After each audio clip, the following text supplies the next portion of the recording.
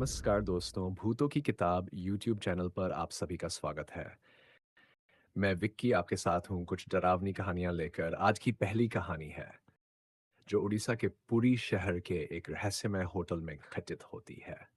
नाम है कमरा नंबर 309। कमरा नंबर 309 पुरी का रहस्यमय होटल।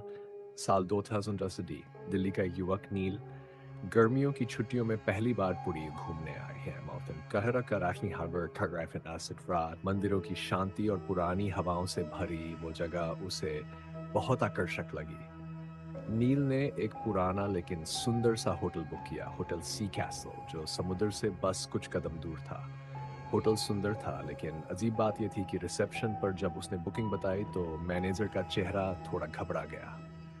सर, आप जिस रूम में बुकिंग है वो कमरा नंबर 309 है। हाँ तो अगर आप चाहे तो हम दूसरा रूम दे सकते हैं, थोड़ा पीछे की तरफ।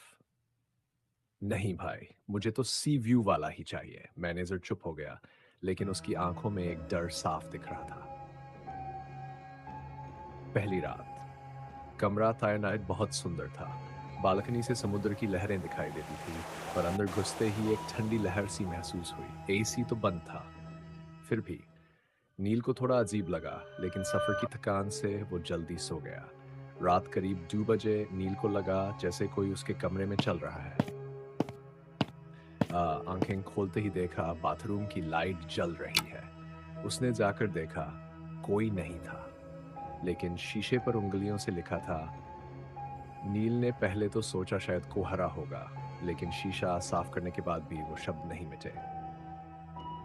दूसरी रात। नील को होटल के स्टाफ से पता चला कि कमरा नंबर 1 में 3 साल पहले एक लड़की की रहस्यमयी मौत हो गई थी। नाम था अनविता।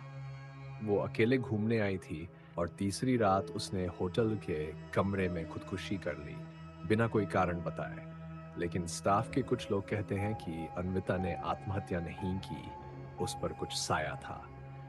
नील ने इन बातों को मजाक में लिया से उसका व्यवहार बदलने लगा।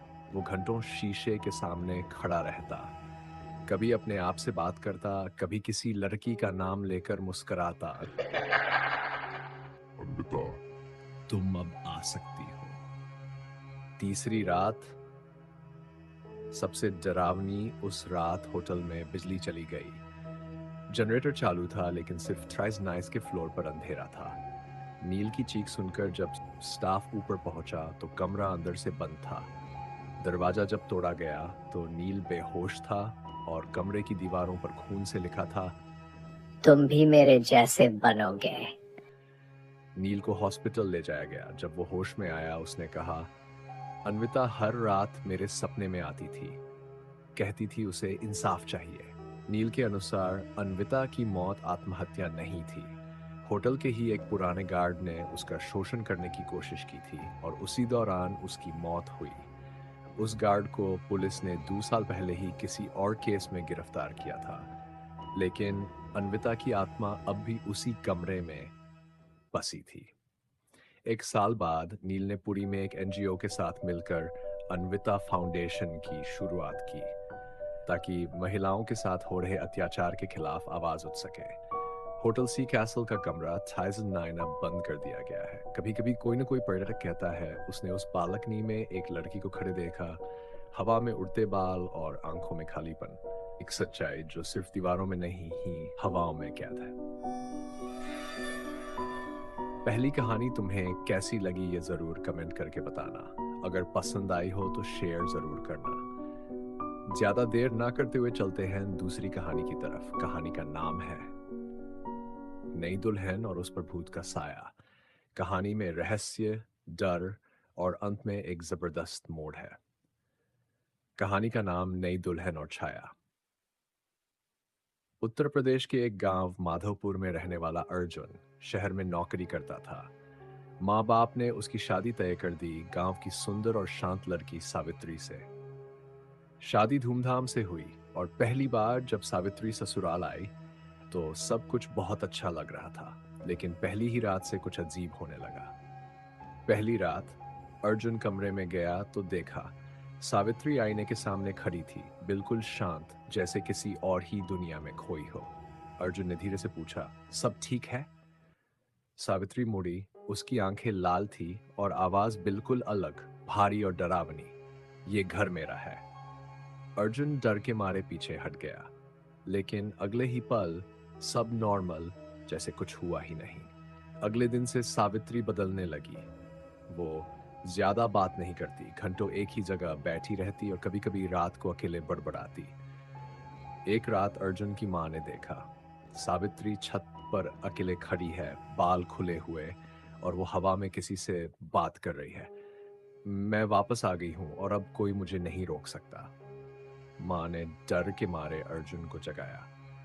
जब वे छत पर पहुंचे, सावित्री बेहोश पड़ी थी। पंडित बुलाया गया। पंडित ने पूरे घर का पूजा पाठ किया और कहा, इस घर में एक आत्मा है जो इस लड़की के जरिए वापस आई है। ये आत्मा इसी गांव की है जिसे सालों पहले जिंदा जला दिया गया था। नाम था छाया। छाया अर्जुन के बाबा की दूसरी पत्नी थी।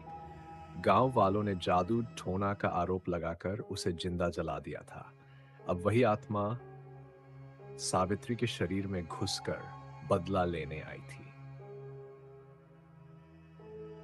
उस रात अर्जुन के पिता की तबीयत अचानक बिगड़ने लगी। सावित्री उनके कमरे के बाहर खड़ी थी, आंखें पूरी सफेद और मुंह से निकल रही थी राख जैसी धुआं। अर्जुन ने हिम्मत करके उसके पास जाकर कहा, छाया, अगर तुम्हें इंसाफ चाहिए तो बताओ, लेकिन मेरी पत्नी को छोड़ दो। सावित्री जोर से चिल्लाई, मुझे मेरी मौत का बदला चाहिए। वो जो मुझे आग में जलाकर हंसे थे, अब उनकी बारी है।